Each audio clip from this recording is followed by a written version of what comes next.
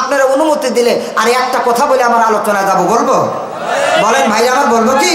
শোনেন শোনেন, সৎ পথে থাকলে নির্যাতিত হয়েছে ভাইরা আমার। হক কথা বলার কারণে হযরত আদম আলাইহিস সালামের ছেলে হাবিলকে কাবিল শহীদ করেছে। হক কথা বলার কারণে হযরত নূহ আলাইহিস সালামকে তার ওরজাত সন্তান কেনান এবং তার গোত্রের মানুষ 950 বছর নির্যাতন করেছে। হক কথা বলার কারণে হযরত ইউনূস আলাইহিস সালামকে 40 দিন মাছের পেটে থাকতে হয়েছে।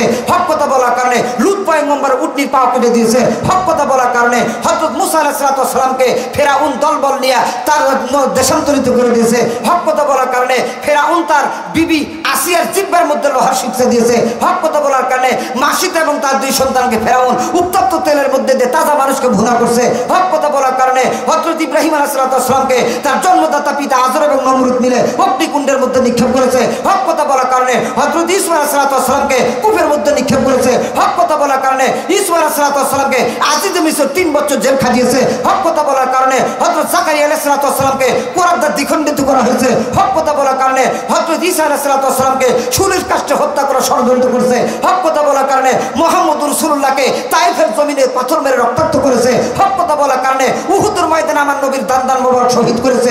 হক কথা বলার কারণে উমর ইবনে খাত্তাবকে নামাজের মধ্যে শহীদ করেছে। হক কথা বলার কারণে আলী রাদিয়াল্লাহু তাআলা আনহুকে নামাজের মধ্যে শহীদ করেছে। হক কথা বলার কারণে খাব্বাব রাদিয়াল্লাহু তাআলা আনহুকে আগুনের মধ্যে শহীদ করেছে। হক কথা বলার কারণে সুমাইয়া রাদিয়াল্লাহু তাআলা আনহা লজ্জাস্থানে বল্লম দিয়ে আঘাত করে শহীদ করেছে। হক কথা বলার কারণে বেলাল হাবশী রাদিয়াল্লাহু তাআলা আনহুকে উত্তপ্ত বালির মধ্যে ছেঁচড়ায় চামড়াকে ঝলসে দেওয়া হয়েছে। হক কথা বলার কারণে নোমান বিন সাবেত আবু হানিফা রাহমাতুল্লাহ আলাইহিকে বিষ পান করে হত্যা করা হয়েছে। হক কথা বলার কারণে হযরত মুহাম্মদ ইবনে ইসমাইল আল বুখারী রাহমাতুল্লাহ আলাইহিকে 10 বছর জেল কাটতে হয়েছে। হক কথা বলার কারণে মামুনুল হককে 3 বছর জেল কাটতে হয়েছে। হক কথা বলার কারণে 2013 সালে আপনি হেফাজতে ইসলামের সমাবেশে হাজারো ছাত্রদেরকে হাজারো আলেমদেরকে শহীদ হইতে হয়েছে। হক কথা বলার কারণে আল্লামা আজিজুল হক রাহমাতুল্লাহ আলাইহি 100 বছর বয়সে জেল খাটতে হয়েছে। আজও যদি কোনো ব্যক্তি হক কথা বলে তারপর হামলা মামলা আসতে পারে, তার জেল জরিমানা লাগতে পারে। আপনারা বলুন তো ভাইরা, মুসলমান হলে তারপরে কি আপনারা হকের পক্ষের লোক নাকি বেহকের পক্ষের লোক? হইল না? আরো জোরে বলেন নারে তাকবীর। আল্লামা আশরাফ আলী থানভী রাহমাতুল্লাহ আলাইহি উনি বলেন, কোন ব্যক্তি যদি সহি শুদ্ধভাবে বিশুদ্ধ তেলাওয়াত যারা করতে পারে, বিশুদ্ধ তেলাওয়াত যদি করে, আল্লামা আশরাফ আলী থানভী রাহমাতুল্লাহ বলেন যে প্রতি অক্ষরের বিনিময়ে আল্লাহ পাক বান্দার আমুলনামায় 70টা করে নেকি লিখতে থাকে। তাহলে কোরআন শরীফ পড়া কি লস না লাভ বাবা? নবী আমার হাদিসের মধ্যে বলেন, বাবা কোন মানুষ যদি আল্লাহর কোরআন তেলাওয়াত করে, ইয়া আইয়ুহাল মুযাম্মিল কুমিল লাইলা ইল্লা ক্বালিলা নিসফাহু আও ইনকুস মিনহু ক্বালিলা আও জিদ আলাইহি ওয়া রাত্তিলিল কুরআনা তারতিলা ইন্না সানুলকি আলাইকা কাওলান সাকিলা। আল্লাহু আকবার বলেন। আমরা 88টা অক্ষর পড়েছি। কয়টা পড়েছি ভাই? 88টা অক্ষর পড়েছি। এখানে সাথে সাথে আল্লাহ পাক আমাদের আমুলনামায় হাদিসের ভাষায় 880টা সওয়াব দান করে দিয়েছেন। সুবহানাল্লাহ। সময় লাগছে বাবা? মাত্র 1 মিনিটও সময় লাগে নাই, 880টা সওয়াব পেয়ে গেছি। ভাইরা আমার, এই জন্য কোরআন তেলাওয়াত করলে অনেক সওয়াব। আল্লামা আশরাফ আলী থানভী রাহমাতুল্লাহ বলেন যে আমি তো 70টা বললাম, এমনও কিতাবের মধ্যে পাওয়া যায় যে কোরআন শরীফ যদি কোনো ব্যক্তি একটা খতম করে আল্লাহ কত লিখে দিবে এটা কম্পিউটারটা হিসাব করে শেষ করে যাবে না। আল্লাহু আকবার বলেন ভাই। ভাইরা আমার, আল্লাহ পাক বান্দা যদি কোরআন শরীফ তেলাওয়াত করতে থাকে, একটা হাদিস শরীফের মধ্যে আছে, ইযা কুরিআল কুরআন আকবালুল্লাহু আলাইহি বিউসদিহি, মানুষ যখন কোরআন শরীফ তেলাওয়াত করতে থাকে, কোনো বান্দা যদি নাও শুনে আল্লাহ পাক নিজেই তার শ্রোতা সাজে। আল্লাহু আকবার বলেন। তাহলে কোরআন শরীফ তেলাওয়াত করা এটা ভালো জিনিস না বাবা? খুব ভালো জিনিস। আল্লামা আশরাফ আলী থানভী বলেন, বাবা কোন মানুষ যখন আল্লাহর কোরআন তেলাওয়াত শুরু করে দেয়, বাবা মুসলমানের রে আল্লাহর বান্দা কত নেকি পায় এটা কম্পিউটার দিয়ে হিসাব করা যাবে না। বাবা কোন মানুষ যদি কোরআন শরীফ একটা খতম করতে পারে, বাবা কত নেকি হয় এটা কম্পিউটার দিয়ে হিসাব করা যাবে না। আল্লাহু আকবার বলেন। আচ্ছা, কম্পিউটারের হিসাবের একটা শেষ আছে না বাবা? কম্পিউটার কতটুকু হিসাব করতে পারে? সামান্য হিসাব করতে পারে। 10 10 100, 100 1000, 10,000 1 অযুত, 10 অযুতে 1 লক্ষ, 100 লাখকে 1 কোটি, 100 কোটিতে 1 million, 100 million 1 billion, 100 billion 1 trillion, 100 trillion 1 trillion, ট্রিলিয়নের পরে কি হিসাব কম্পিউটার সাপোর্ট করতে পারে না। আল্লাহ মাশাআল্লাহ আলী থানভী রাহমাতুল্লাহ বলেন, কোরআন শরীফ যদি কোনো ব্যক্তি একটা খতম দেয় আল্লাহ কত নেকি তারা দিবে। এটা কম্পিউটারের হিসাব যখন শেষ, আল্লাহ সব তখন কোরআন পড়নেওয়ালাকে দেওয়া শুরু। জোরে বলেন সুবহানাল্লাহ। মুসলমান ভাইরা আমার, কেন বাবা? আল্লাহর কোরআনের মধ্যে অনেক অক্ষর আছে বাবা। মুসলমান ভাইরা, আল্লাহর কোরআনের মধ্যে কিন্তু 114টি সূরা আছে বাবা। আল্লাহর কোরআন শরীফের মধ্যে 540টি রুকু আছে। আল্লাহর কোরআন শরীফের মধ্যে কিন্তু বাবা 6666টি আয়াত আছে। কোরআন শরীফের মধ্যে শব্দ আছে 86430টি। আল্লাহর কোরআনের মধ্যে অক্ষর আছে 3,21,250টি। আল্লাহর কোরআনের মধ্যে বাবারা জবর আছে 52,234টি। আল্লাহর কোরআনের মধ্যে জের আছে 39,582টি। আল্লাহর কোরআনের মধ্যে পেশ আছে 8,808টি বাবা। আল্লাহর কোন বান্দা যদি এই সমস্ত জিনিস পড়ে বাবা, আল্লাহ কত নেকি দিবে বাবারা, এটা হিসাব করে কোনোদিন শেষ করা যাবে না। জোরে বলেন মারহাবা। আল্লাহু আকবার বলেন। ভাইরা আমার, কোরআন শরীফ এটা একটা ধর্মগ্রন্থ। এই ধর্মগ্রন্থ বাদে আরো অনেক ধর্মগ্রন্থ আছে। তাওরাত শরীফ আছে, জাবুর শরীফ আছে, ইনজিল আছে, গীতা আছে, মহাভারত আছে, বেদ আছে, রামায়ণ আছে, পুরাণ আছে, জেন্দাবাস্তা আছে, ভগবত আছে, বাইবেল আছে, ত্রিপিটক আছে, ঋগ্বেদ আছে, সামবেদ আছে, যজুর্বেদ আছে, অথর্ববেদ আছে। পৃথিবীতে অনেক ধর্মগ্রন্থ আছে। ভাইরা আমার, কোন ধর্মগ্রন্থ কি এমন আছে হুজুর একটা অক্ষর কেন, সমস্ত কিতাব পড়লে একটা সব হবে এমন কোন কথা তার কিতাবেই নাই। কিন্তু কোরআন শরীফ এমন একটা কিতাব, পড়লেও সব, শুনলেও সব, দেখলেও সব। আল্লাহু আকবার বলেন। কোরআন শরীফ শুনলে সব আছে না নাই? কোরআন শরীফ দেখলে সব আছে না নাই? মুসলমান ভাইরা আমার, আগামীকাল বদরগঞ্জ থেকে একটা আল্লাহর কোরআন কিনবেন বাবা। মুসলমান ভাইরা, আল্লাহর নবী কিন্তু হাদিসের মধ্যে ডাকতে বলেন, বাবারা তোমরা ঘরের মধ্যে আল্লাহর কোরআন নিয়ে বসো। তুমি কোরআন পড়তে পারো না, তোমার টেনশন নাই বাবা। নবী আবার বলেন, মুসলমান একটা আল্লাহর কোরআন কিনো বাবা। ওই মসজিদ থেকে নামাজ পড়ার পর ঘরের মধ্যে আসার পর আল্লাহর কোরআনটা খুলে নিয়ে বসো। কোরআন শরীফের মধ্যে নজর করতে থাকো বাবা। যত অক্ষরের উপর তোমার নজর পড়বে, আমার আল্লাহ প্রত্যেকটি অক্ষরের বদৌলতে 10টা করে নেকি দিবে। জোরে বলেন মারহাবা। আল্লাহু আকবার বলেন। কিন্তু আমার বড় দুঃখ আর পরিতাপের বিষয়, আমাকে ঘরের মধ্যে লক্ষ টাকার ফার্নিচার আছে, কিন্তু 200 টাকা দামের একটা আল্লাহর কোরআন নাই। কথা বল না কেন? ঠিক না ঠিক? লক্ষ টাকার ফার্নিচার আছে, 200 টাকার একটা জায়নামাজ নাই। আপনাদের রংপুরে বদরগঞ্জের ঘটনায়, এই যে বালাডাঙ্গা এলাকায় আমি একটা প্রোগ্রামে গেছিলাম, বেলাইচন্ডী একটা ইউনিয়ন আছে না, বিশাল ধনাঢ্য মানুষ। তার গত বছরের ঘটনা, আমাকে তার রুমের মধ্যে থাকতে দেওয়া হলো। যে খাটের মধ্যে আমাকে অবস্থান করতে দেওয়া হলো, সে খাটটার দাম 52,000 টাকা। কত টাকা বাবা? তা আমি এসারে আজান হয়ে গেলাম, বললাম ভাই আমি তো মুসাফির, তা আপনার ঘরে একটু নামাজ পড়ে একটা জায় নামাজ দেন। তো উনি ওই জায় নামাজ বাদ দিয়ে বিদেশি একটা কম্বল এনে দিচ্ছে আমার। আমি বললাম ভাই কম্বল কি করবো, এখনো তো শীত ঠিক মতো পরেই নেই। তো বলতো হুজুর এই কম্বল পারি আপনি নামাজ পড়েন। তা আমি বললাম ভাই কম্বল পারে যায় নামাজ নাই। তা হাসতে চার বলতো যে হুজুর ওই জিনিসটাই নাই। আচ্ছা বলেন তো, মুসলমানের বাড়ির যদি যায় নামাজ না থাকে, এই কয় নম্বর মুসলমান? কথা বল না কেন? ঠিক না ঠিক? মুসলমানের বাড়িতে যায় নামাজ নাই, মুসলমানের বাড়িতে আল্লাহর কোরআন নাই, এ কয় নম্বর মুসলমান আমি বুঝতে পারতাম না। মুসলমান ভাইরা আমার, তাহলে আল্লাহর কোরআন দেখলে সব আছে না নাই? কথা কন্যাকে আছে না নাই? মুসলমান ভাইরা, ভারতবর্ষের মধ্যে পানিপথের ঘটনা বাবা, আল্লাহর কোরআন দেখলে কেমন উপকার হয়। মুসলমানের একজন আল্লাহর বান্দা মুরব্বী মানুষ ছিলেন বাবারা, উনি শহরের মধ্য থেকে, বাজারের মধ্য থেকে একটা আল্লাহর কোরআন কিনে আনলো। ভাইরা আমার, কোনো মৌলবীর থেকে শুনছে, এই ছেলেরা তোমরা বেশি নড়াচড়া করিও না, কোন মৌলবীর থেকে শুনছে কোরআন শরীফ দেখলো সব। আল্লাহর বান্দা খুব কষ্ট করে 200 টাকা দিয়ে একটা কোরআন শরীফ কিনে নিয়ে আসছে। উনি নামাজ পড়ে আর বাড়ির মধ্যে এসে আল্লাহর কোরআন শরীফ দেখে। সুবহানাল্লাহ বলবেন না বাবা? মুসলমান ভাইরা আমার, আল্লাহর বান্দা মসজিদের মধ্যে নামাজ পড়ে বাবা, বাড়ির মধ্যে এসে আল্লাহর কোরআন খুলে নেয়। মুসলমান ভাইরা, আল্লাহর বান্দা ওই মুরব্বী মুরব্বী যখন বাড়ির মধ্যে আসে বাবারা, আল্লাহর কোরআনটা খুলে নেয়। মুসলমান ভাইরা আমার, আল্লাহর কোরআন খুলে দেখে আর কান্দে আর বলে, হাযা কালাম রাব্বি, আল্লাহ তোমার এটা তোমার কালাম, আমি পড়তে জানি না। আল্লাহর বান্দা কান্দে আর দেখে আর কান্দে, দেখে আর কান্দে বাবা। আল্লাহর বান্দা এমন করে দেখতে দেখতে একদিন আল্লাহর বান্দা দুনিয়াতে বিদায় নিয়ে চলে গেল বাবা। কিন্তু কি আর সাজদুর ব্যাপার, আল্লাহর বান্দার কবরের মধ্যে থেকে আল্লাহর কোরআনের তেলাওয়াতের আওয়াজ আসে। ধরে বলেন মারহাবা, আল্লাহু আকবার বলে। ওনার কবরের মধ্যে থেকে কোরআন শরীফ তেলাওয়াতের আওয়াজ আসে। আচ্ছা বলুন তো, আপনাদের এই শেখেরহাট এলাকায় কোনো কবর থেকে যদি কোরআন শরীফ তেলাওয়াতের আওয়াজ আসে, মানুষ শুনতে আসবে কি আসবে না? দেখতে আসবে না বাবা? হাজার হাজার মানুষ দেখার জন্য আসে আর শোনার জন্য আসে বাবা। মুসলমান ভাইরা, হাজার হাজার মানুষ দেখার জন্য আসে বাবা। সবাই শোনা খেয়ে আল্লাহর কোরআনের আওয়াজ আসে। মুসলমান ভাইরা আমার, ওই এলাকার মধ্যে একটা মাদ্রাসা ছিল বাবা।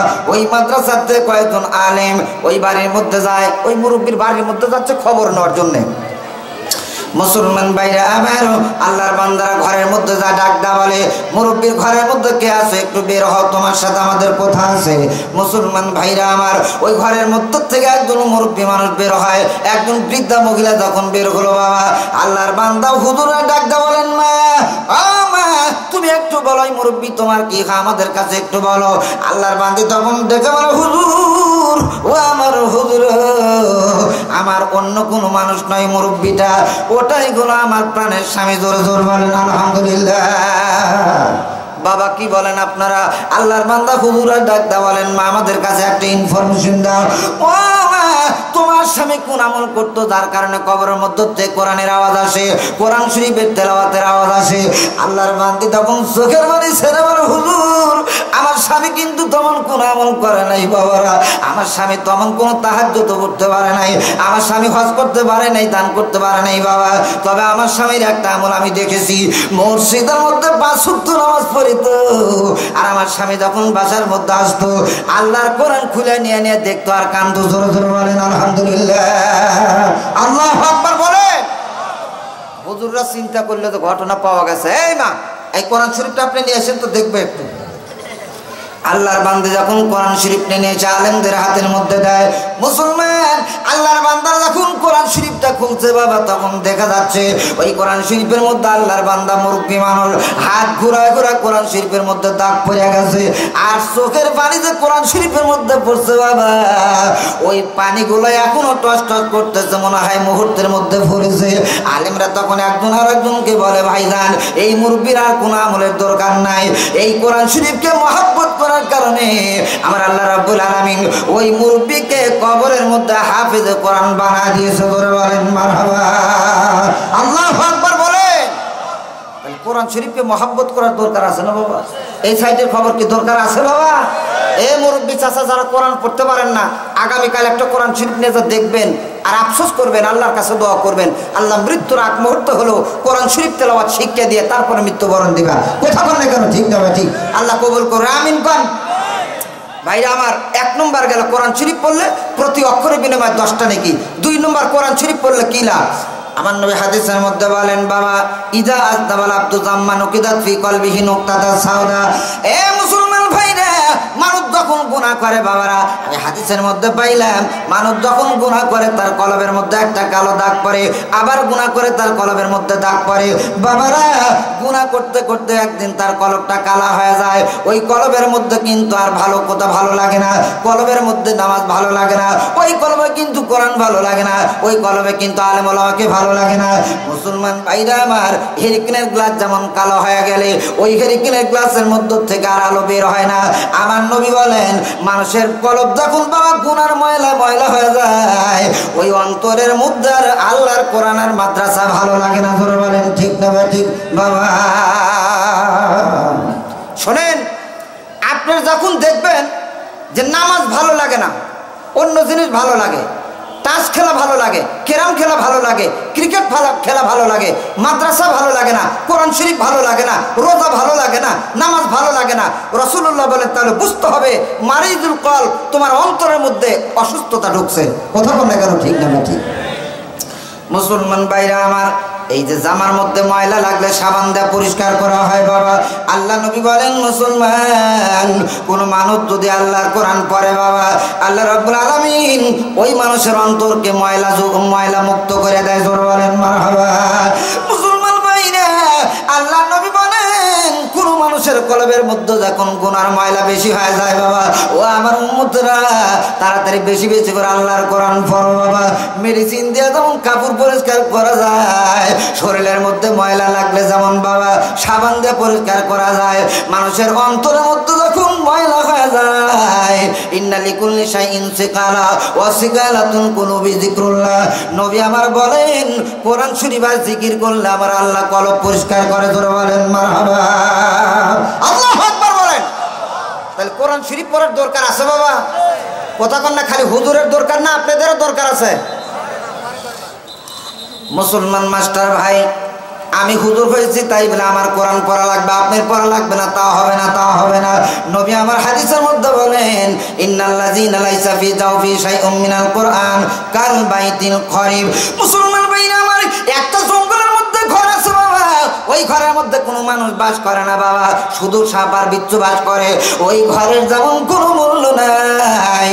যে প্রফেসরের সিনার মধ্যে আল্লাহর কোরআন নাই, যে ইঞ্জিনিয়ার সিনার মধ্যে আল্লাহর কোরআন নাই বাবা, নবী আবার বলেন ওই ঘরের মতো এই ইঞ্জিনিয়ারের কোনো দাম নাই। জোরে বলেন ঠিক না বা ঠিক বাবা।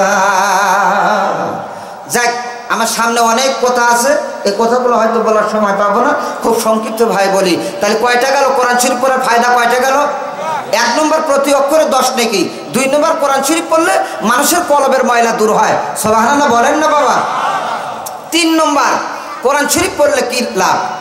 নবী আমার হাদিসের মধ্যে বলেন বাবা কোরআন শরীফ তেলাওয়াত করলে আমার আল্লাহর সাথে মহব্বত হয়। জোরে বলেন সুবহানাল্লাহ। মুসলমান ভাইরা, আমাদের বাংলাদেশের কোন যুবক যুবতী যদি মোবাইলে কথা বলে বাবা, এদের মহব্বত আর প্রেম ভালোবাসা হয়ে যায়। আমার নবী বলেন মুসলমান কোন মানুষ যখন বাবারা এই আল্লাহর কোরআন অন করে যখন কোরআন তেলাওয়াত শুরু করে দেয়, ওই মানুষ যেন দুনিয়ার কোনো মানুষের সাথে কথা বলে না, ওই মানুষটা আমার আল্লাহর সাথে কথা বলে। জোরে বলেন মারহাবা। আল্লাহু আকবার বলেন। আচ্ছা, কোরআন শরীফ পড়ে যদি আল্লাহর সাথে মহব্বত হয়, আমাদের কি আর কোনো দরকার আছে? মাল্লাহুল মাওলা ফালাহুল কুল। যার জন্য আল্লাহ হয়, যার সারা পৃথিবী তার জন্য। আচ্ছা, আল্লাহ যার জন্য নাই, আচ্ছা বলুন তো সারা পৃথিবীর বাদশাহী পায় আর কোনো লাভ আছে? এই জন্য কবি বলেন বাবা जो तू मेरा तो सब मेरा फलक मेरा ज़मी मेरी, जो तू मेरा तो सब मेरा फलक मेरा ज़मी मेरी, अगर तू एक नहीं मेरा तो कोई शाय नहीं मेरी। अल्लाहु अकबर बोलें मुसलमान भाईरा আমার আল্লাহর বান্দা কবি ইকবাল ডাকদা বলেন বাবারা কোন মানুষ যদি আল্লাহকে পায় সারা দুনিয়ার দরকার নাই, সারা দুনিয়াই সে পায় গেল। আর যদি আমার আল্লাহকে না পায় বাবারা সারা দুনিয়ার বাচ্চাই পায়, কোনো লাভ নাই। ট্রাম্প কিন্তু আল্লাহকে পায় নাই, জো বাইডেন আল্লাহকে পায় নাই, শি জিনপিং কিন্তু আল্লাহকে পায় নাই বাবা। ওদের কোনো দাম নাই, ওরা মরে যাওয়ার সাথে সাথে জাহান্নামের মধ্যে যাওয়া লাগবে বাবা। আপনারা বলেন তো বাবারা আল্লাহকে না পাইলে এই একটা দেশের সরকার হয় কি লাভ আছে বাবা? এই কথা বল না কেন আছে? যে আল্লাহকে পায় নাই তার কোনো দাম নাই। কথা বল না কেন? ঠিক না? আপনার ঈমান আছে, লোকটা আপনি গরিব দিন মজুরি খেতে খান, রাসূলুল্লাহ বলেন আপনি ট্রাম্পের চাইতে জো বাইডেনের চাইতে আল্লাহ পাকের কাছে আপনার দাম বেশি। আল্লাহু আকবার বলেন। ভাইরা আমার, একটা ইমানদারের দাম বেশি নাকি বেঈমান বাদশার দাম বেশি?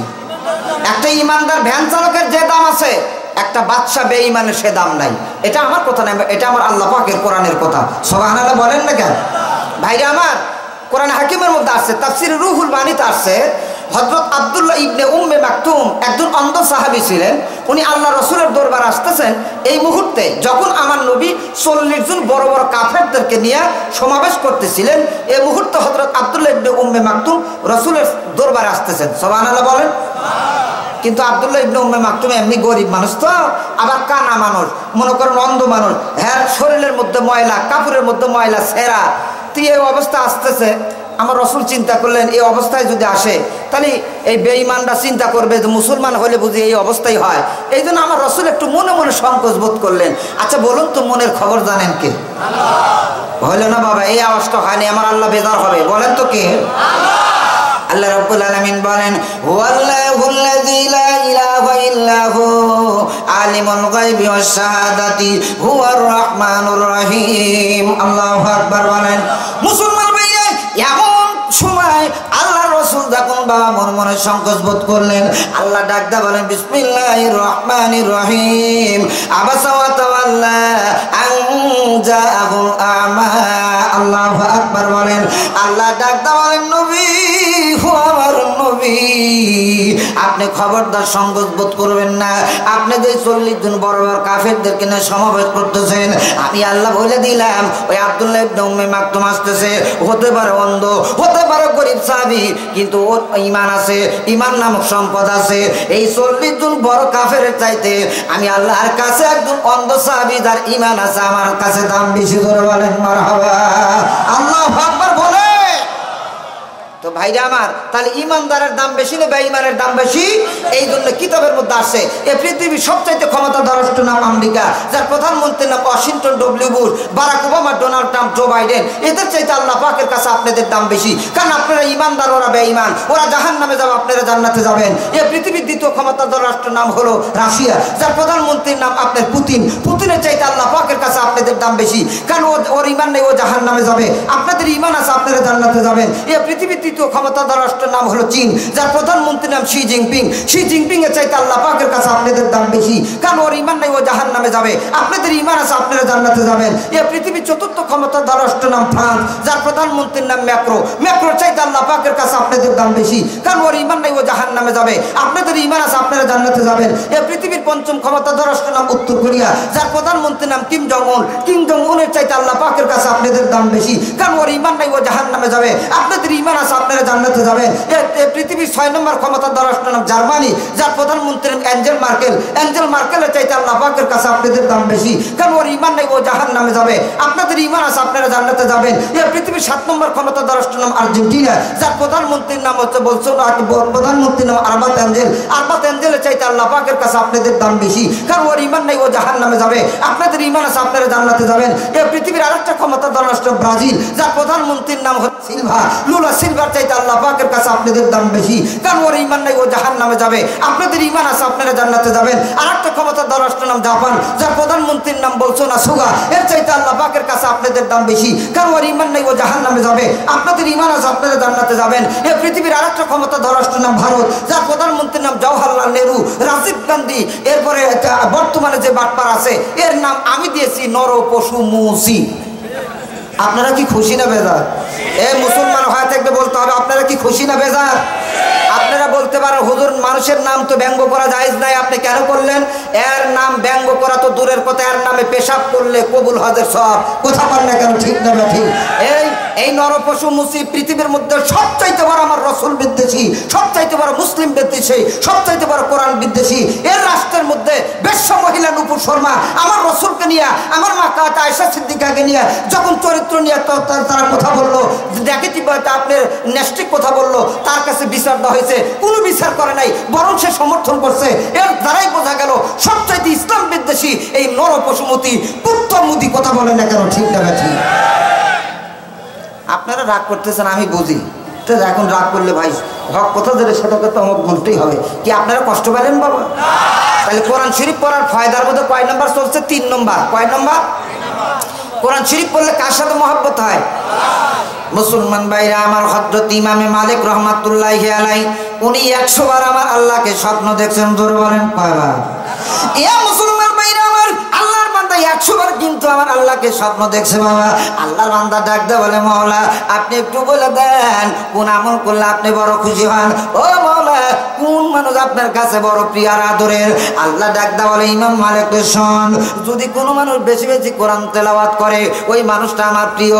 যদি কোনো মানুষ কোরআন তেলাওয়াত করে দুনিয়ার কোনো মানুষ শুনতে না পারে, কিন্তু আমি আল্লাহ তার শ্রোতা হয়ে যাই। জোরে বলেন মারহাবা। আল্লাহু আকবার বলে। ভাইরা আমার, ইমামে মালিক স্বপ্নে আল্লাহকে কয়বার দেখছে? যারা বললেন না আপনারা মনে 200 বার দেখছেন, তাই না? যেভাবে বসে আছেন, দূর হুজুর আমি তো 2000 বার দেখে বসে আছি। আল্লাহওয়ালাদের স্বপ্ন দেখেন, কি স্বপ্ন! আহারে আল্লাহকে। আল্লাহু আকবার বলেন। আমরাও স্বপ্ন দেখি, এই কয়েকদিন আগে আমার প্রোগ্রাম ছিল টাঙ্গাইল কালীহাতি থানা। এক লোক বুড়া মানুষ এসে বলতেছে, হুজুর আমি একটা আশ্চর্য স্বপ্ন দেখছি। আমি বললাম, চাচা কি স্বপ্ন? তে বলতেছে, বাবা বলতেও তো একটু লজ্জা লাগে। তা আমি বললাম, চাচা বলেন না কে, কি স্বপ্ন দেখছেন? তে বলতেছে, বাবা আমি স্বপ্নে দেখতেছি যে পরোটা মিষ্টি ভরা ভরা খাচ্ছি। চেতন পা দেখি বাবা তোমার চাচি একটু ছেঁড়া খেতা পাই যে সহ ছিল, ওই খেতা ছিঁড়িচ্ছি আর খাচ্ছি, ছিঁড়িচ্ছি। সি সি সি নাউজুবিল্লাহ কর না কেন? এইগুলো হলো বাংলাদেশের মানুষের স্বপ্ন। আর আল্লাহওয়ালাদের স্বপ্ন, আল্লাহওয়ালারা স্বপ্ন দেখে রসুলুল্লাহকে, আল্লাহওয়ালারা স্বপ্ন দেখে আল্লাহকে, আল্লাহওয়ালারা স্বপ্ন দেখে মক্কা মদিনাকে, আর আমরা স্বপ্ন দেখি নায়ক নায়িকাকে। কথা বল না কেন? ঠিক না ঠিক? যে লোকটা যে মার্কা তার স্বপ্নটাও কিন্তু ওই মার্কা হয়। কথা বলেন ঠিক না ঠিক? মুসলমান ভাইরা, আল্লাহ কোরআন শরীফ তেলাওয়াত করলে লস না লাভ? সবাই বলেন ভাইরা আমার লস না লাভ? 4 নম্বর, আল্লাহ কোরআন পড়লে কি লাভ বাবা? মুসলমানেরা রে, আমার নবী হাদিসের মধ্যে বলেন বাবা, কোন মানুষ যদি আল্লাহর কোরআন শরীফ তেলাওয়াত করে বাবা, ওই মানুষের দাম আল্লাহ দুনিয়া এবং আখিরাতের ময়দানে বাড়ায় দিবে, এবং আল্লাহ রাব্বুল আলামিন ওই মানুষের রিজিক বাড়ায় দেয়। জোরে বলেন মারহাবা, আল্লাহু আকবার বলেন। আচ্ছা, কোরআন শরীফ বলে মানুষের রিজিক কমে না বাড়ে? ভাইরা আমার গতকালকে প্রোগ্রাম ছিল নওগাঁ জেলা মহাদেবপুর থানা। মহাদেবপুর থানার থেকে একটু পশ্চিমে যেতে হয়। তো আমি যখন সকালবেলা মহাদেবপুর থানা প্রপারে আসলাম, 2 জন মানুষ অটোমেটিক আমাকে বলতে সালাম কালাম দিয়ে বলতেছে, হুজুর দুটা কথা আছে, আপনি একটু ভিতরে চলেন। তো আমি বললাম, ভিতরে মানে? তো বলতেছে, ওদের একটা হোস্টেল দেখা, বলতেছে ওদের দুটো কথা আছে। আমি বললাম যে আমি মনে ভাবলাম যে মানে দাওয়াত টাওয়াত দিবে। তো নিয়ে যা বলতে চাই, হুজুরের দুটো ভালো মিষ্টি দে। মিষ্টি টিষ্টি খাওয়ানোর পরে বলতেছে, হুজুর আপনাকে আমরা মহাব্বত করি, আপনি অমুক হুজুর না? বলে হ্যাঁ। বলে গত বছর দুলালপাড়া আপনি প্রোগ্রাম করে গেছেন, আমরা তারপর থেকে আপনার ভক্ত।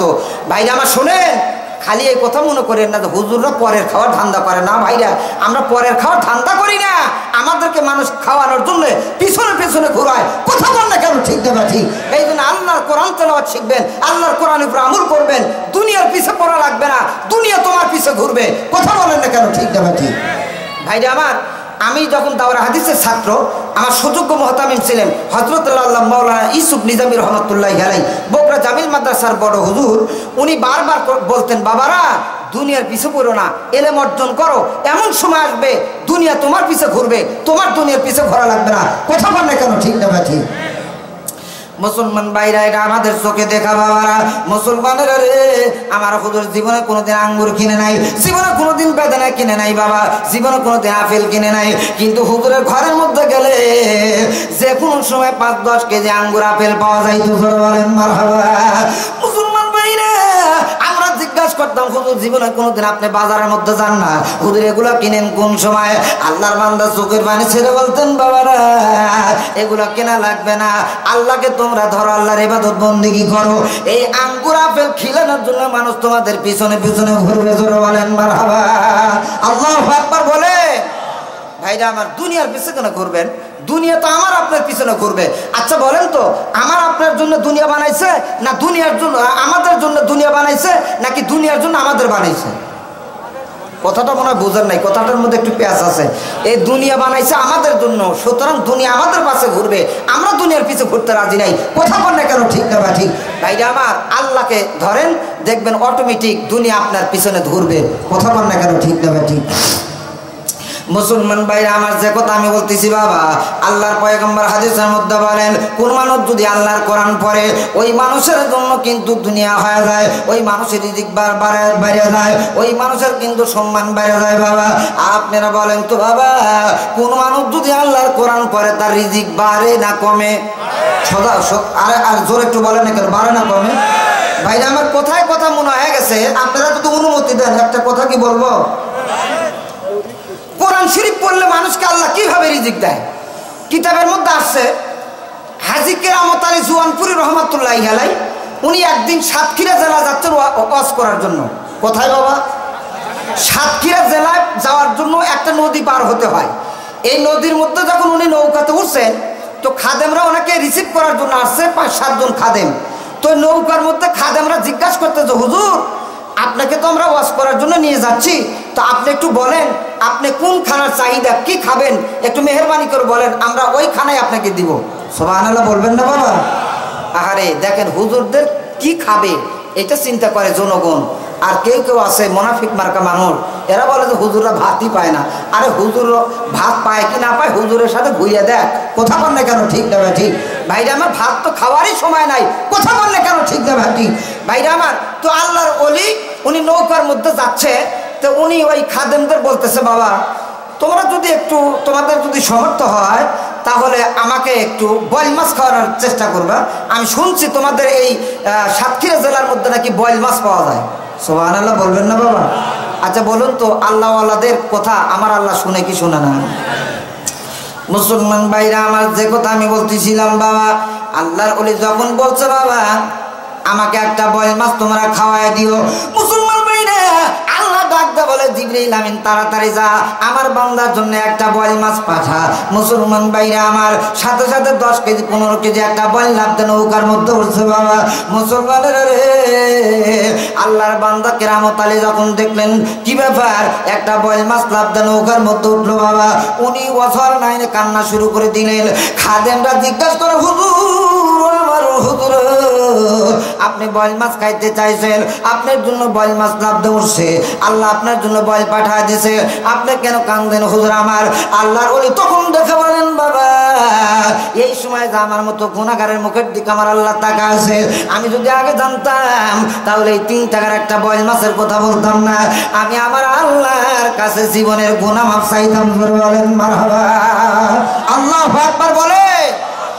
দেখেন বাবা কি আল্লাহওয়ালা, বয়েল মাছ তার কথায় উঠছে আর সে কান্না শুরু করে দিছে।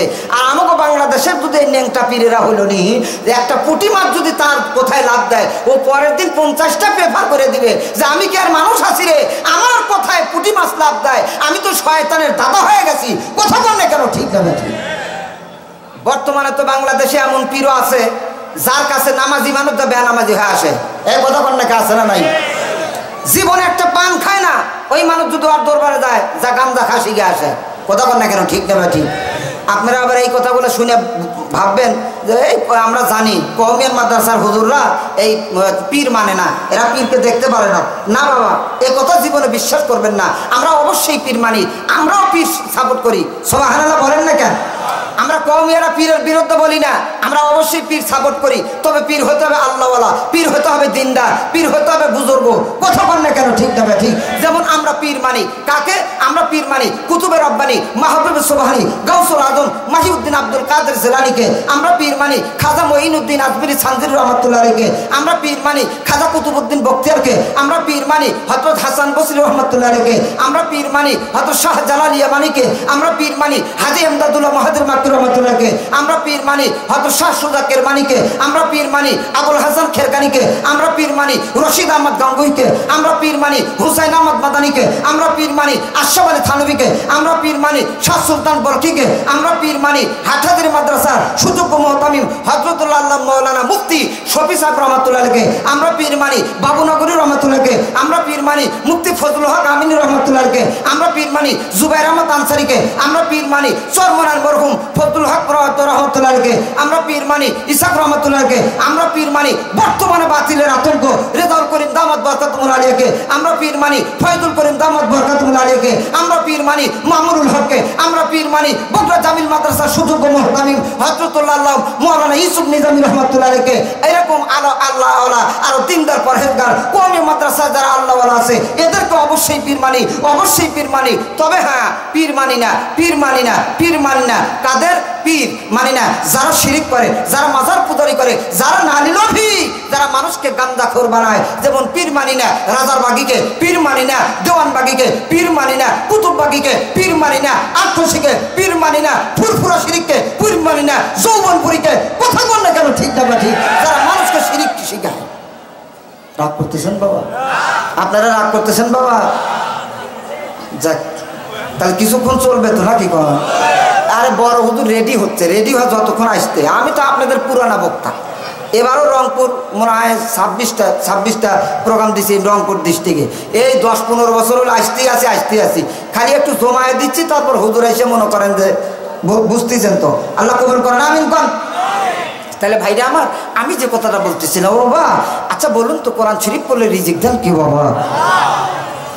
মুসলমান ভাইরা আমার, আল্লাহর কোরআন পড়লে অবশ্যই মানুষকে রিজিক দিবেন আমার আল্লাহ। বাবা মুসলমানের রে, এটা আমার নবী বলে গেছেন বাবা, মান করা সূরাতুল ওয়াকিয়া ফি কুল্লি লাইলা লাম তুসিবু ফাকাতুন আবাদা। ও মুসলমান, আল্লাহর পয়গম্বর ডাকতে বলেন বাবারা, কোন মানুষ যদি প্রত্যেক রাতে সূরা ওয়াকিয়া তেলাওয়াত করে, আল্লাহ রাব্বুল আলামিন ওই মানুষকে কোনোদিন না খায়া রাখবে না। জোরে বলেন মারহাবা। কোন মানুষ যদি সূরা ওয়াকিয়া প্রতি রাতে তেলাওয়াত করতে পারে, আল্লাহ নিজেই বলতেছেন আমি ওই বান্দার জন্য জামিনদার, তার রিজিকের ব্যবস্থা আমি আল্লাহ পাক করব। সুবহানাল্লাহ বলেন না? তাহলে ভাইরা আমার, কোরআন শরীফ পড়লে রিজিক দেন কে? কোরআন শরীফ পড়লে সম্মান দেন কে বাবা? মুসলমান ভাইরা আমার, আল্লাহর কোরআন শরীফ তেলাওয়াত করলে সম্মান দেন আমার আল্লাহ। বাবা মুসলমানের রে, কোরআন শরীফ যত সম্মানের জিনিস বাবা, বাবা আল্লাহর কোরআন যত সম্মানের জিনিস। সুতরাং এই কোরআনটা এমন বাবা কষ্টি পাথর, এই পাথর যে কোনো জায়গার মধ্যে লাগবে ওই জায়গার দাম বাইরে যায় বাবা। যেমন আমাদের সিরাজগঞ্জের মধ্যে কোরআন শরীফ রেখে একটা পড়া হয় একটা কাঠের মধ্যে, ওই কাঠকে আমাদের সিরাজগঞ্জের মধ্যে বলা হয় রিহাল। আপনারা কি বলেন? সবাই বলেন না ভাই? এটা মাদ্রাসার একটা, মনে করেন এটা একটা দরস হচ্ছে, কোরআনের দরস। সবাই কথা বললে কি সমস্যা আছে? ভাইরা আমার, আমাদের সিরাজগঞ্জে কোরআন শরীফ পড়ে যে কাঠের মধ্যে যে কোরআন শরীফ তেলাওয়াত করা হয় ওই কাঠটাকে বলা হয় রিহাল। আপনাদের রংপুরে কি বলে? এবার আসেন ভাইরা আমার, কোরআন শরীফের রিহাল যে বানানো হয় এটা দামি কাঠ দিয়ে না বেদামি কাঠ? সবচাইতে বেদামি কাঠ শিমল কাঠ। ওইটা কি শোকেস বানানো যায়? জামাই বাড়ি যে খাট দিবেন ওইটা যদি শিমলের কাঠটা বানায় দেন, পরের দিন আপনার বেটির তালাক দিবে। তবে হাইরে সব বলা, যে খাট দিছে এই তো 3 দিনের মতো পরে মুড়ে। কথা বল না কেন? ঠিক না ঠিক? তার মানে ওই কাঠটা তেমন সম্মানী কাঠ না, তেমন মর্যাদাপূর্ণ এবং দামি কাঠ না, এবং শক্তরা একদম নর্মাল এই কাঠ দিয়ে আল্লাহ কোরআন শরীফের রিহাল বানাইছে। সুবহানাল্লাহ কোন? এবার আসেন বাবা, আচ্ছা বলুন তো, আপনার শ্বশুর বাড়ির থেকে 1 লক্ষ টাকা, 50,000 টাকা, 80,000 টাকা দামের একটা খাট দিছে। আচ্ছা বলুন তো, ওই খাটের মধ্যে যদি কোনো সময় পাও লাগে, আপনারা কি চুমা খান? যারা কথা বললেন আপনারা চুমা খান বাবা? মুসলমান ভাইরা আমার, 80,000 টাকা দামের খাটের মধ্যে পাও লাগে, চুমা খাই না বাবা। মুসলমান ভাইরা আমার, কিন্তু আল্লাহর কোরআন রাখছেন বাবা এমন কাঠ, যে কাঠের মাত্র 20 টাকা দাম ছিল, ওই রিহালের দাম 20 টাকা 25 টাকা বাবা। ওই আল্লাহর কোরআন রাখার কারণে আমার আল্লাহ শিমল কাঠের দাম এমন বাড়া দিছে, যে শিমল কাঠ দিয়ে মানুষ কোনো কিচ্ছু বানাইতো না বাবা। কিন্তু আমার আল্লাহর কোরআন রাখার কারণে আমার আল্লাহ ওই কাঠের মর্যাদা এমন বাড়া দিল বাবা। ওই রিহালের মধ্যে যদি কোনো মানুষের পাও লেগে যায়, আমরা কিন্তু সঙ্গে সঙ্গে মুখের মধ্যে আর বুকের মধ্যে লাগাই। ধরে বলেন ঠিক না ঠিক বাবা? আমার নবী ডাকতে বলেন বাবা, কোনো মানুষ যদি আমার আল্লাহর কোরআন তেলাওয়াত করে বাবা, আল্লাহর কোরআন রাখার কারণে কাঠের দাম বেড়ে যায়, আল্লাহর কোরআন রাখার কারণে বাবা প্লাস্টিকের রিহালের দাম বেড়ে যায়। কোনো মানুষ যদি আল্লাহর কোরআন মুখস্থ করে বাবা, আমার আল্লাহ ওই মানুষের দাম বাড়ায় দিবে। ধরে বলেন ঠিক না ঠিক বাবা? যাক, আমি সংক্ষিপ্ত বলবো, যেহেতু আমার সামনে অনেক আলোচনা। 4 নম্বর গেল, কয়টা গেল? আর 2-1টা বলবো না, শেষ করবো। একটা তাকবীর দান, নারায়ে তাকবীর। আচ্ছা জায়গা নাই নাকি? পিছনে অনেক লোক ধরে নেই, দাঁড়ায় দাঁড়া আছে দেখতেছি। ভাইরা আমার, এদিকে খেয়াল করেন। 5 নম্বর, আল্লাহর কোরআন শরীফ তেলাওয়াত করলে কি লাভ? মুসলমান ভাইরা আমার, আল্লাহর কোরআন শরীফ কোন মুমূর্ষ মানুষের কাছে পড়বেন বাবা।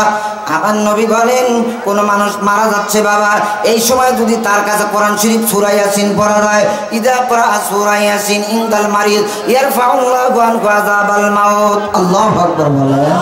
মুসলমান ভাইরা আমার, কোন মানুষের যখন মৃত্যুর সময় হয়ে যাবে বাবা, আমার নবী ডাকতে বলেন বাবা, আহদিরু মাউতাকুম ওয়াযাক্কিরুহুম ফাইন্নাহুম ইয়ারাউনা মা লা তারাউন।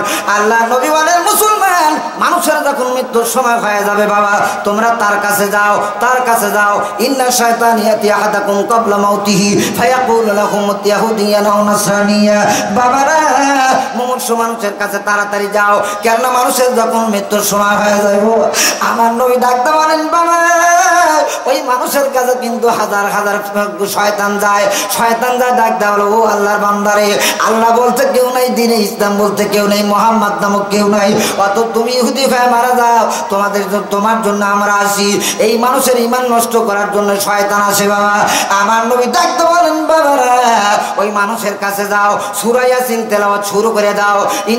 ইন্না শায়তান ইয়াফির মিন বাইতিন ইয়াকরু ফিহিল কোরআন, যেখানে আমার আল্লাহর কোরআন শরীফ তেলাওয়াত করা হয় ওই জায়গার মধ্যে কিন্তু শয়তান থাকতে পারে না। জোরে বলেন মারহাবা। আল্লাহু আকবার বলে। ইন্না শায়তান ইয়াফিরু মিন বাইতিন ইয়াকরু ফিহিল কোরআন, রাসূলুল্লাহ বলেন যেখানে কোরআন শরীফ তেলাওয়াত করা হয় ওই জায়গার মধ্যে শয়তান থাকতে পারে না। ভাইরা আমার, তো কোরআন হাদিস শরীফের মধ্যে আছে, ইযা ক্বারা সূরা ইয়াসিন ইনদাল মারিদ ইয়ারফাউল্লাহু আনহু আযাবাল মাউত। নবী আমার বলেন কোন মুমূর্ষ মানুষের কাছে যদি সূরা ইয়াসিন তেলাওয়াত করতে পারো, আমার আল্লাহ কোরআনের বদৌলতে বান্দার মৃত্যুর আযাবকে লাঘব করে দিবে। সুবহানাল্লাহ। পিছনের লোক কি আপনারা এদের উপর দায়িত্ব দিচ্ছেন নাকি? সবাই সুবহানাল্লাহ বলেন না কেন? মুসলমান ভাইরা আমার 5 নম্বর কি 6 নম্বর কি লাভ বাবা? আমার নবী ডাকতে বলেন, মুসলমান বাবা মারা গেছে, বাবার কবরের মধ্যে আযাব হচ্ছে। এ মুসলমান যুবক, তোমাকে আমি অনুরোধ করি ভাই, তোমার বাবা মারা গেছে, কবরের পাশে যাও। নুন ওয়াল কলামি ওয়া মা ইয়াসতুরুন মা আনতা বিনি'মাতি রাব্বিকা বিমাজনুন ওয়া ইন্না লাকা লাআজরান গায়রা মামনুন ওয়া ইন্নাকা লাআলা খুলুকিন আযীম। আল্লাহু আকবার বলেন। আমার নবী ডাকতে বলেন, বাবা তোমার বাবা মারা গেছে, কবরস্থ করা হয়েছে, ও আমার ছেলেরা যা তোমার বাবার কবরের পাশে দাঁড়া সূরা ইয়াসিন তেলাওয়াত করো, তোমার বাবার পাশে দাঁড়া সূরা কলম তেলাওয়াত করো। আপনি বলতে পারেন হুজুর আমার ওই সমস্ত সূরা আমার মুখস্থ নাই। আমার নবী ডাকতে বলেন, বাবা তোমার বাবার কবরের পাশে দাঁড়ায়া সূরা ইখলাস কুল হুয়াল্লাহর সূরা পড়ো। নবী আমার বলেন 7 দিন তোমার বাবার কবরের আযাব মাফ হয়ে যাবে। কিন্তু বাবাকে 3 বছর হলে কবরস্থ করছে, একদিনও যায় নাই, এমন ছেলে আছে না নাই? এ কথা কয় নাকি আছে না নাই? মরার পর 3 দিন যায়। কিভাবে কি জন্য যায়? কয়েকদিন আগে আমার মহল্লাতে সেদিন প্রোগ্রাম ছিল না, মহল্লায় ফজরের নামাজ পড়িয়া মসজিদে আমি বের হচ্ছি, তো এক যুবক দেখি যে আমার সাথে বের হচ্ছে, হাতের মধ্যে বদনা বোঝেন আপনারা? এই যে বদনা বোঝেন বাবা আপনারা? তা আমি বললাম যে আবুল কালাম, ছেলেটার নাম আবুল কালাম, তুই বদনা নিয়ে মসজিদের মধ্যে ঘুরিচ্ছ গে? হুজুর 2 দিন আগে আমার বাপ মরছে, আপনি জানেন না? তেমন বললাম যে বাপ মরছে তো বদনা নিয়ে ঘুরো কে তুমি? তো বলতেছে হুজুর আপনি মনে হয় জানেন না, যে কবরের উপর যে 3 দিন পানি ছিটান লাগবে। কে রে তুই চোর, এই হাদিস কুটি বাসুর কথা বল না কে? এই হাদিস আছে কবরের উপর 3 দিন পানি ছিটান লাগবে, এরকম হাদিস আছে? এই যে কবরের উপর একটা ডাল পুতাল হয়, এটাও কিন্তু দেওয়া যাবে না, এটা বেদাত। হাদিস শরীফের মধ্যে আসছে, আমার রসুল দেখলেন যে একটা কবরে আযাব হচ্ছে, এই জন্য আমার রসুল একটা ডাল পুঁতে দিলেন, যে ওই পাতা জিকির করবে, তার জন্য আল্লাহ পাক হতে পারে লাআল্লাহু আন ইখাফফা আনহুমা মা লাম তায়াবসা, হতে পারে আল্লাহ পাক এই পাতা যতক্ষণ জিকির করবে তার কবরে আযাব মাফ করে দিবে। সুবহানাল্লাহ বলেন। তা আপনি যে কবরের মধ্যে ডাল দিচ্ছেন, আপনি কিভাবে বুঝলেন যে এখানে আযাব হচ্ছে?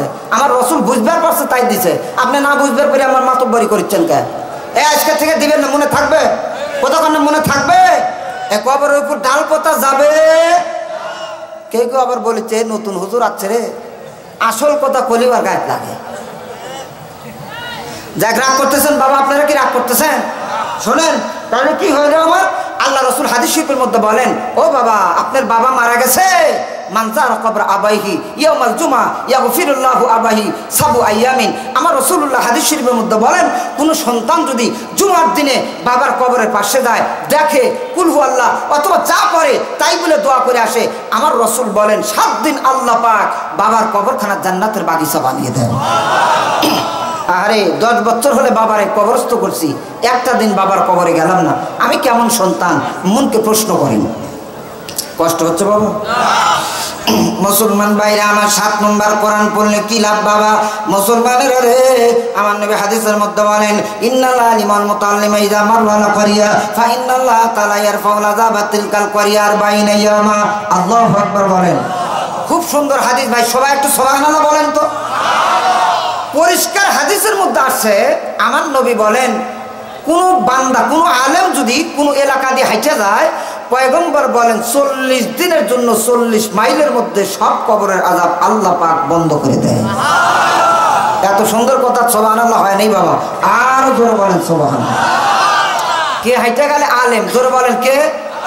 নাকি মন্ত্রী নাকি এমপি?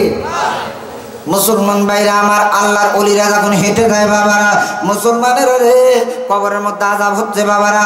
মুসলমান ভাইরা আমার, মুসলমান কোন বড় নেতা যদি আপনাদের রংপুরে আসতে লাগে বাবা, আমি একদিন বাবারা গত বছর আমি আপনাদের রংপুরে প্রোগ্রাম করে পরের দিন আমার প্রোগ্রাম কিন্তু বাবা নরসিংদী জেলা মনোহরদী থানা বাবারা। আমি যখন বাসের মধ্যে যাইতেছিলাম তখন পোলার বাড়ি যা বাসটা আটকায় দিল, তখন হাজার হাজার বাস যখন আটকে গেল বাবা, তখন জিজ্ঞেস করা হয়, ও ভাইরা আমার তোমরা কেন বাসকে আটকাও, রাস্তা কেন বন্ধ করে দিলে? তখন ওই মানুষেরা মিলিটারি পুলিশ বলতেছে, ভাইজান এই দেশের এই এলাকার মধ্যে বড় একজন নেতা আসতেছে, এই জন্য ওই নেতা যতক্ষণ পর্যন্ত গন্তব্যস্থানে না যাবে ততক্ষণ পর্যন্ত অন্য কোনো বাস চলা যাবে না। নাউজুবিল্লাহ বলেন বাবা। দেখছেন বাংলাদেশের নেতাগার অবস্থা, চোর যাবে সুখে আর লক্ষ লক্ষ মানুষকে রাস্তায় আটকায় রাখছে। নাউজুবিল্লাহ আপনারা কালকে কইেন কি সুবিধাবাদী নেতারে, হাজার হাজার লক্ষ লক্ষ মানুষকে ঠেকায় দিয়ে ওই মনে করেন যাচ্ছে। আর হযরত আমিরুল মুমিনিন উমর ইবনে খাত্তাব রাদিয়াল্লাহু তাআলা আনহু উনি একজন গোলামকে নিয়ে যখন রওনা দিলেন, ভাইরা আমার একটা উট ছিল অথবা একটা ঘোড়া ছিল। হযরত আমিরুল মুমিনিন 1 কিলোমিটার উনি ঘোড়ার উপর উঠে আবার নামে, আবার গোলামকে উঠায় দেয়, আবার উনি উঠে আবার উনি নামে, এভাবে করতে করতে পথ অতিক্রম করতে থাকে। আর আমাদের নেতা আহারে হাজার হাজার মানুষকে ঠেকা ও মনে করেন জ্যাম মুক্ত হচ্ছে। নাউজুবিল্লাহ বলেন না কেন? নাউজুবিল্লাহ বলেন না কেন? ভাইরা আমার, আমি যে কথাটা বলতেছিলাম সেটা হলো কি, এই আলেমদের কদমের বদৌলতে আল্লাহ পাক কবরের আযাবকে লাঘব করে দেয়, কবরের আযাবকে বন্ধ করে দেয়। মুসলমান ভাইরা আমার, শুধু কিন্তু তাই নাই বাবা, আল ইন্নাল মালাইকাতা লা তাযাহু জানাহান তাহতা আকদামিল উলামা। আল্লাহু আকবার বলেন। মুসলমান ভাইরা আমার, এই যে বাবা, এই যে আমেরিকার মধ্যে যে নতুন প্রেসিডেন্ট হলেন ডোনাল্ড ট্রাম্প পাঠা, এই পাঠা যদি বাংলাদেশের মধ্যে আসে বাবা, দেখবেন সংসদ ভবন থেকে যখন রাষ্ট্রীয় ভবনের মধ্যে নিয়ে যাওয়া হবে বাবারা, তার সম্মানে কিন্তু রাস্তার মধ্যে লাল গালিচা মারা হয়। আল্লাহ নবী ডাকতে বলেন, ও আমার উম্মত উম্মতিরা, তোমরা যারা আমার আল্লাহর কোরআন পড়ো বাবারা, তোমাদের কত সম্মান। ওই ট্রাম্পের পায়ের নিচে লাল গালিচা মারা হয়, আর কোরআন পড়নেওয়ালাদের পায়ের নিচে রহমতের ফেরেশতা পহর বিছায়া দেয়। আল্লাহু আকবার বলে। মুসলমান ভাইরা, আল্লাহ রাসূল হাদিস শরীফের মধ্যে বলেন, কোন আলেম যদি এলাকাতে হাইটা যায় তাহলে কবরের আযাব মাফ হয়ে যায়। সেই কবরবাসী চাই আলেমের আপন লোক হোক অথবা পর লোক হোক। তাহলে বলেন তো ভাইরা আমার, আলেমের দরকার বাংলাদেশে কম না বেশি? সবাই বলতে হবে কম না বেশি? কিন্তু আমাকে দেখলেই তো ভাই খালি রাজাকার, আমাদের দেখলেই নাম ফালাচ্ছে হচ্ছে জিএমবি। কথা না কেন? ঠিক নেবে ঠিক ভাইরা আমার গত 2 বছর আগে প্রোগ্রাম ছিল পাবনা জেলা আর আটঘরিয়া থানা মোলাডুলি নামক একটা জায়গা, আপনারা চিনেন কিনা জানি না। ওখানে প্রোগ্রাম করে পরের দিন আমার প্রোগ্রাম নীলফামারী আপনার কিশোরগঞ্জ থানা।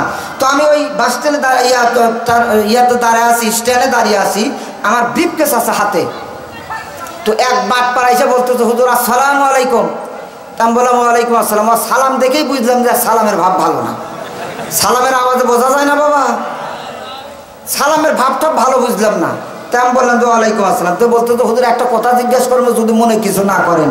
তা আমি বললাম যে কী কথা? তো বলতে তো হুজুর ওই ব্রিফকেসের মধ্যে কয় পিস আছে? তা আমি বললাম কয় পিস মানে? তো বলতে তো হুজুর বোমা টোমা আছে নাকি এটা জিজ্ঞেস করতেছি। নাউজুবিল্লাহ বলবেন না? আমি বললাম ভাইজান আমার ব্রিফকেসে 2টা বোমা আছে, আসেন আপনাকে আমি দেখাবো। তো সাইডে নিয়ে যা খুলে দিলাম, 2টা কোরআনের ডায়েরি বের করে দিলাম। সাথে সাথে আমার কসম খোদার, কোরআনের মাহফিলে মিথ্যা বললে আল্লাহ বিচার করবে। আল্লাহর বান্দা সাথে সাথে আমার হাত ধরে বলল, হুজুর জীবনে এরকম ভুল আর করবো না, আমি ভুল করছি হুজুর। মানুষের কথা শুনে আসলে হুজুরদের ব্রিফকেসে হুজুরদের ব্যাগে এগুলো থাকে না, হুজুরদের ব্যাগে কোরআনের ডায়েরি থাকে, এটাই স্বাভাবিক। কথা বললে কেন? ঠিক না বা ঠিক ভাইরা আমার? এই যে কিছু কিছু কুলাঙ্গার, কিছু কিছু নাস্তিক যে বলে কওমিয়া মাদ্রাসা, এই যে কয়েকদিন আগে বললো না ভাই, বাংলাদেশের নাস্তিক শাহরিয়ার কবির, বাংলাদেশের নাস্তিক রাশেদ খান মিনন কয়েকদিন আগে বললো যে বাংলাদেশের যে কওমি মাদ্রাসাগুলো এরা ব্যাংকের ছাতার মতো আপনার গজিয়েছে, আর এগুলো হচ্ছে আপনার জিএমবি অথবা আপনার জঙ্গি তৈরি প্রজনন ক্ষেত্র। আচ্ছা বলুন তো ভাইরা আমার, এই কওমি মাদ্রাসা আপনাদের তো অনেক বয়স হয়ে গেছে, আচ্ছা বলুন তো শেখেরহাটে এলাকার ভাইরা, আচ্ছা বলুন তো এই কওমি মাদ্রাসার মধ্যে কোনোদিন বোমা তৈরি করে দেখছেন? যারা বললেন আপনারা কি দেখছেন? এখানে তৈরি হয়, কি হয়, রাত 3টার সময় আসবেন ভাইরা আমার, রাত 3টার সময় এসে দেখবেন বাবারা, মুসলমান ভাইরা আমার, এখানে কিন্তু বোমা তৈরি হয় না, এখানে কিন্তু হকের চিপ তৈরি হয় না, এখানে কিন্তু অস্ত্র তৈরি হয় না বাবা। মুসলমান ভাইরা আমার, রাত 3টার সময় 4টার সময় আসবেন বাবা, আজ হ্যাঁ দোকানের মধ্যে তাকাবেন 7 বছর 8 বছরের বাচ্চা বাবা, আপনি একজন বুড়া মানুষ বাবা, রাত 3টার সময় ঘুমায় থাকেন বাবারা, কিন্তু ওই রাত 4টার সময় আমাদের কওমি মাদ্রাসার 7 বছর 10 বছরের বাচ্চারা ঠান্ডা পানি দাও উযু করে আল্লাহর বান্দারা ঢুলে ঢুলে আল্লাহর কোরআন মুখস্থ করে শুরু করে বলেন আলহামদুলিল্লাহ। বাবা এরপরও তারা এই মাদ্রাসাকে বাবা জঙ্গি তৈরির কারখানা বলে। আপনারা বলেন তো বাবারা, এরা কি আসলে মুসলমান না মুনাফিক বাবা? ভাইরা আমার, হুজুরদের যে এই জিম্বি আর সন্ত্রাস বলে, জঙ্গি বলে, আসলে কি হুজুরা জঙ্গি? এ কথা বল না কেন, হুজুরা জঙ্গি নাকি? এই জন্য কবি বলেন বাবা, জঙ্গি নিয়ে ভঙ্গি করার সময় এখন সে, সত্যকারের জঙ্গি কারা দেখছে বাংলাদেশ। হুজুররা তো জঙ্গি নয় এই কথাটা সত্য হয়, হুজুররা তো জঙ্গি নয় এই কথাটা সত্য হয়, জঙ্গি দ্বারা খুঁজছে তারা ধরে সাধুর ভের। জঙ্গি নিয়ে ভঙ্গি করার সময় এখন সে, সত্যকারের জঙ্গি কারা দেখছে বাংলাদেশ। কথা বল ঠিক না ঠিক? মুসলমান ভাইরা আমার, হুজুররা কিন্তু জঙ্গি নাই বাবা। আপনারা যদি অনুমতি দেন তাহলে জঙ্গি কোথায় তৈরি হয় একটু আলামত আমি কি বলতে পারি? এ কথা বল না কেন, বলতে পারি? আমার বলা দরকার ছিল না, কিন্তু মানুষের ভুল ভাঙ্গে দেওয়া দরকার যে মাদ্রাসায় জঙ্গি তৈরি হয় না কোথায় জঙ্গি তৈরি হয়। ও ভাইরা আমার, এই তো কয়েকদিন আগে দেখলাম ঢাকা জাহাঙ্গীরনগর বিশ্ববিদ্যালয়ের ছাত্ররা মারামারি হানাহানি করে, টেনগান আর বন্দুকতে মারামারি করে অনির্দিষ্টকালের জন্য ঢাকা জাহাঙ্গীরনগর বিশ্ববিদ্যালয় বন্ধ হয়ে গেল। কয়েকদিন আগে দেখলাম বিশ্ববিদ্যালয়ের ছাত্ররা মারামারি করে অনির্দিষ্টকালের জন্য বিশ্ববিদ্যালয় বন্ধ হয়ে গেল। এই তো কয়েকদিন আগে দেখলাম ঢাকা হাজী ইউনুস আলী কলেজের এক ছাত্রীকে প্রেমের অফার করে, ওই ছাত্রী প্রত্যাখ্যান করার কারণে ওই ছেলে বারবার উত্তপ্ত করে, কোনো একজন শিক্ষক তার বাধা দেওয়ার কারণে ওই ছাত্র তার মাথার মধ্যে ব্যাট দিয়ে আঘাত করে শিক্ষককে হত্যা করলো। এই তো কয়েকদিন আগে দেখলাম ঢাকা বুয়েটের ছাত্র আবরার ফাহাদকে এই ছাত্র লীগ নামক বাটপাররা, সন্ত্রাসরা, এই সমস্ত চাকুকাররা, হাসিনার কুত্তরা সারা রাত এই ছেলেকে হকি স্টিক দিয়ে পিঠে পেটে হত্যা করলো। এই তো কয়েকদিন আগে দেখলাম আপনার ময়মনসিংহ জেলার বিশ্ববিদ্যালয়ের ছাত্ররা তার শিক্ষকের প্যান্ট খুলে নিয়ে শহরের মধ্যে উলঙ্গ করে ঘুরাইলো। এই তো কয়েকদিন আগে দেখলাম রাজশাহী ইউনিভার্সিটির মধ্যে এক শিক্ষক তার ছাত্রের পরীক্ষার হলে নকল ধরার কারণে পেটের মধ্যে চাকু দিয়ে হত্যা করলো। এই তো আমাদের বগুড়াতে কয়েকদিন আগে দেখলাম আজিজুল হক কলেজের ছাত্ররা মারামারি করে অনির্দিষ্টকালের জন্য কলেজ বন্ধ হয়ে গেল। ও ভাইরা আমার, আজ থেকে 200 বছর হলে এই কওমি মাদ্রাসা হয়েছে। ভাইরা আমার বলুন তো, ছোট থেকে বড় কোন মাদ্রাসার মধ্যে এমন একটা ঘটনা কি ঘটছে নাকি? যারা বললেন না আপনারা দেখছে বাবা, এ কথা বলতে হবে, দেখছেন নাকি? আমরা জিন্দেগিতে এইগুলা করি না, কিন্তু আমাদের খালি ঘরের মধ্যে দোষ চাপায়। আর ভাইরা আমার দেখবেন যারা দোষ করে এরা এই দোষটা অন্যর ঘাড়ে চাপানোর চেষ্টা করে। কথা বলেন না ঠিক না ঠিক? তার এটা তো বাংলাদেশে দেখলেন, বাংলাদেশের অবস্থা দেখলেন, সারা বিশ্বের মধ্যে তাকায় দেখেন যারা সবচাইতে বড় বাটপার, যারা সবচাইতে বড় জঙ্গিবাদ, যারা সবচাইতে বড় সন্ত্রাস, যারা সবচাইতে বড় উগ্রপন্থী, এরাই দেখবেন খালি শান্তি শান্তি করে মারায় আর মুসলমানদের উপর দোষ চাপায়। কথা বলেন না কেন ঠিক না ঠিক? শান্তি শান্তি মারায় সর্বদা এরা হলো আমেরিকা লাল কুত্তরা। কথা বলেন না ঠিক না ঠিক? কিন্তু সারা বিশ্বের মধ্যে অশান্তির কারণে এই লাল কুত্তরা। কথা বলেন না কেন ঠিক না ঠিক? যেখানে অশান্তি সেখানে এই লাল কুত্তাদের হার। তার মানে হলো ভাইরা আমার, আপনারা বিশ্বের মধ্যে একটু তাকায় দেখেন, আমেরিকা এবং আফগানিস্তানের দিক তাকায় দেখেন, এই আমেরিকার লাল কুত্তারা কিভাবে আমেরিকার নিরীহ মুসলমানদেরকে শহীদ করেছে। শুধু কি তাই ভাইরা আমার, ওখানকার সবচাইতে বড় ইমানদার উসামা বিন লাদেন এদের হাত থেকে রেহাই পায় নাই। আমেরিকা এবং আপনি ইরাকের দিক তাকায় দেখেন, ইরাকের নিরীহ মুসলমানদেরকে এই লাল কুত্তারা কিভাবে শহীদ করেছে। শুধু কি তাই, আপনার ইরাকের সবচাইতে বড় ইমানদার সাদ্দাম হোসেনকেও এরা রেহাই দেয় নাই। ভাইরা আমার ইসরায়েল এবং লেবানন ফিলিস্তিনের দিক তাকায় দেখেন এই সমস্ত ইহুদির বাচ্চারা কিভাবে মুসলমানদেরকে হত্যা করতেছে। শুধু কি তাই, মিয়ানমারের দিক তাকায় দেখেন মিয়ানমারের অংশ সূচি বেশ্যা মহিলা কিভাবে এই সমস্ত রোহিঙ্গা মুসলমানদেরকে নির্যাতন করতেছে। শুধু কি তাই ভাইরা আমার, ভারতের দিক তাকায় দেখেন এই ভারতের উগ্রবাদী হিন্দুরা, এই হিন্দু মালায়নরা কিভাবে কাশ্মীরের মুসলমানদেরকে নির্যাতন করে। শুধু কি তাই, মসজিদের মধ্যে যখন মুসলমান নামাজ পড়তে যায় মাইকগুলো টেনে টেনে নামায়, মসজিদের দরজার মধ্যে ঢোল খোল বাইরে শুরু করে। আচ্ছা বলুন তো ভাইরা আমার, তাহলে কি সন্ত্রাস ইহুদি খ্রিস্টান নাকি মুসলমানেরা? কার কাছে ওয়াজ করি, এরা বুঝে না কেন? মরদ মানুষ নাকি কথা কর না কেন? মুসলমান সন্ত্রাস নাকি ইহুদি খ্রিস্টানের বাচ্চারা সন্ত্রাস?